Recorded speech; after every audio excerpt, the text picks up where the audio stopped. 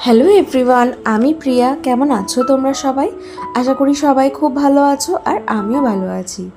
আজকে বসেছি রাত্রিবেলা মেয়ের ক্রাফটের কাজগুলো করার জন্য। এত ছোট বয়সে কেন যে এই ক্রাফটের কাজ দেয় সত্যি না বুঝতে পারি না। ওরা তো এইসব কিছু করতে পারে না, আর কাঁচি ধরা তো ওদের একদমই মানা। তা সত্ত্বেও এই সমস্ত কাজগুলো শুধুমাত্র বাবা মায়ের জন্যই হয়তো দেয়। বাবা মায়েরও তো কিছু কাজের দরকার আছে, তাই না? শুধু শুধু খালিই বা বসে থাকবো কেন? তাই জন্যই হয়তো আমাদেরকে এই সমস্ত কাজগুলো দিয়ে দেয়। যাই হোক, দুটো ক্রাফট দিয়েছিল। একটা হচ্ছে এই সূর্য বানানোর জন্য।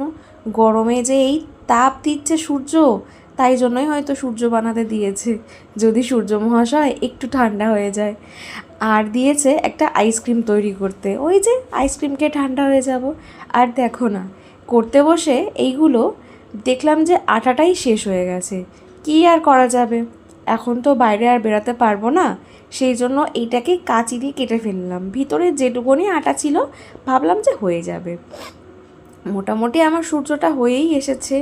দেখতে লাগছে এইটুখানি, সাইজ করে কাটতে, তারপরে এগুলোকে জোড়া লাগাতে প্রচুর টাইম লাগে। যাই হোক, সানটা আমার রেডি হয়ে গেল। আবার নিচে ঝুড়ি ঝুড়িগুলোও দিয়েছে, দেখো। এইগুলো বানাতে প্রচুর টাইম লাগছিল। সুন্দর আছে। সূর্য মহাশয়কে তো খুশি করে দিলাম, এইবার আইসক্রিম বানাই। আইসক্রিম খেয়ে যদি সূর্য মহাশয় একটু ঠান্ডা হয়ে যায় তাহলে তো বেশ ভালোই হয়। গরমের ছুটিটা কেটে গেল যে কিভাবে বুঝতেই পারলাম না। মনে হচ্ছে আরও কিছুদিন ছুটি থাকলে মনে হয় ভালোই হতো। ছুটিটা যেই শেষ হলো, গরমটা যেন আরও বেশিই পড়ে গেল।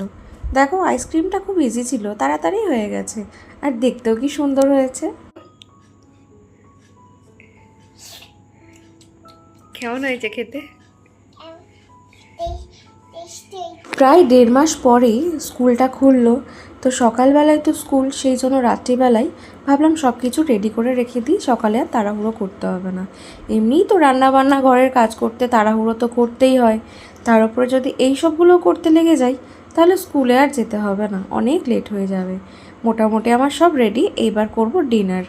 এইসবগুলো করতে করতেই রাত 10টা বেজে গেছিলো। আর খুব জোরে খিদেও পেয়ে গেছিলো, সেই জন্য আর রান্নাবান্নার দিকে গেলাম না। একটু অনলাইনে অর্ডার দিয়ে দিয়েছিলাম। আজকে অর্ডার দিয়েছিলাম পরোটা, চিকেন টিক্কা মশালা আর পনির। পনিরটা খুব টেস্টি হলেও চিকেন টিক্কা মশালাটা খুব একটা ভালো লাগলো না। যাই হোক, এই দিয়ে আজকে ডিনারটা সেরে ফেললাম। আজ অনেক দিন পর এত সকালবেলা উঠলাম। এমনিতে 8টার সময় উঠে পড়ি, আজকে একটু তাড়াতাড়ি ওঠার চেষ্টা করেছিলাম। 6টার সময় অ্যালার্ম লাগিয়ে শুয়েছিলাম, কিন্তু 6টায় আর উঠতে পারিনি, ওই 15 মিনিট লেট হয়ে গেল। তারপরে উঠে সোজা রান্নাঘরে চলে এলাম। রান্নাটা করে যাই, নাহলে এসে রান্না করে যদি খেতে যাই তাহলে খেতে খেতে সেই 2:30 বেজে যাবে।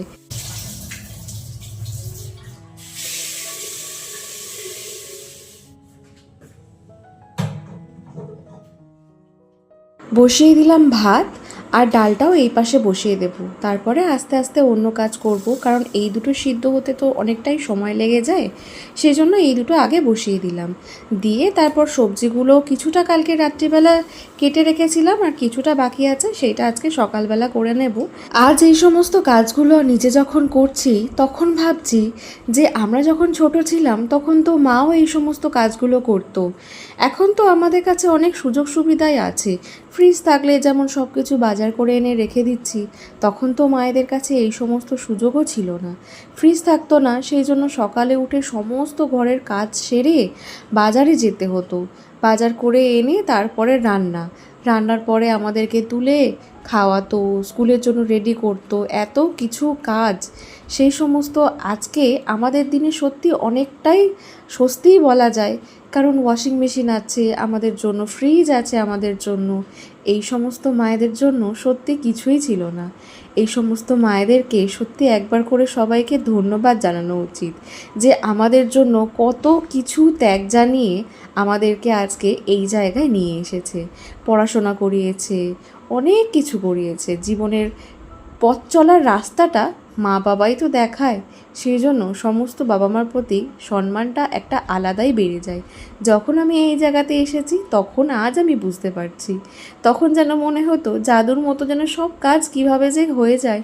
এখন ভাবছি না, সেই সমস্ত কিছুই জাদু নয়, সব কিছুই কষ্ট করেই করতে হয়। ডালটা ওদিকে আমার সিদ্ধ হয়ে গেছে, এইবার এইদিকে আমি একটু চাটনি বসিয়ে দিচ্ছি।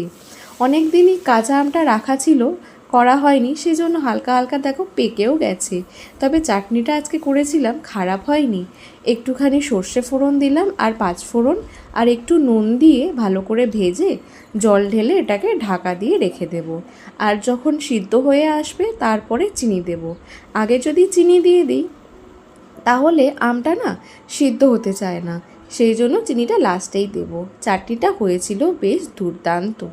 তারপরে ওদিকে সব কিছু বসিয়ে দিয়ে যখন একটু সময় পেলাম, ভাবলাম নিজেও একটু ফ্রেশ হয়ে নিই, একটু ব্রাশ করে নিচ্ছি, তারপরে স্নানটাও সেরে নেব। তারপরে উঠে মেয়ে যখন উঠবে তখন ওকে খাইয়ে দাইয়ে রেডি করিয়ে তারপরে স্কুলে নিয়ে চলে যাব। ডালটাও এদিকে আমার সিদ্ধ হয়ে গেল আর ভাতটাও হয়ে গেছে। ফ্যানটা ঝাড়িয়ে নিয়ে বাকি রান্নাগুলো সেরে ফেলি একে একে।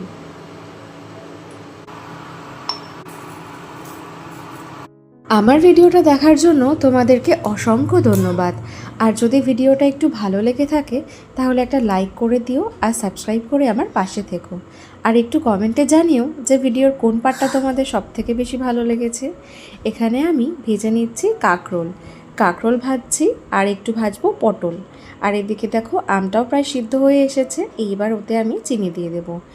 কাঁকরোলটা ভাজা হয়ে গেছে, তুলে নিচ্ছি। এইবার ভেজে নেব একটু পটল। চাটনিটা করার পর মনে হচ্ছে কি যেন একটা নেই কীরকম একটা সাদা সাদা দেখতে হয়েছে। তারপর মনে পড়েছে যে হলুদই তো দিইনি, ভাজার সময় একটু হলুদ দিলে তাহলে রঙটা খুব সুন্দর আসে। খেতে কোনো রকম এফেক্ট পড়েনি, ভালোই হয়েছিল, কিন্তু দেখতে একটু সাদা সাদা হয়ে গেছিলো। এই যা, আর কিছু না। এখানে মোটামুটি রান্না আমার কমপ্লিট। সকালবেলা কি খেয়েছিস? কিছু খাসনি? কি খেয়েছিস সকালে? কিছু না? ব্রাশিং করছি তো। ব্রাশিং টিথ করছো? করো। আর ইয়েলো হয়ে গেছে। ও ইয়েলো হয়ে গেছে, আচ্ছা আচ্ছা। আর হোয়াইট ব্রাশিং করছি। আচ্ছা আচ্ছা আচ্ছা, হোয়াইট হয়ে যাবে এবারে। আর বাবা ব্রাশিং করছে না, মুখে ঢাকাচ্ছে। ইস ছে ছে ছে ছে ছে। তুই কর বাবা, তুই অনেক পরিষ্কার। ভালো হচ্ছে, করো করো করো। বাহ, খুব ভালো হচ্ছে।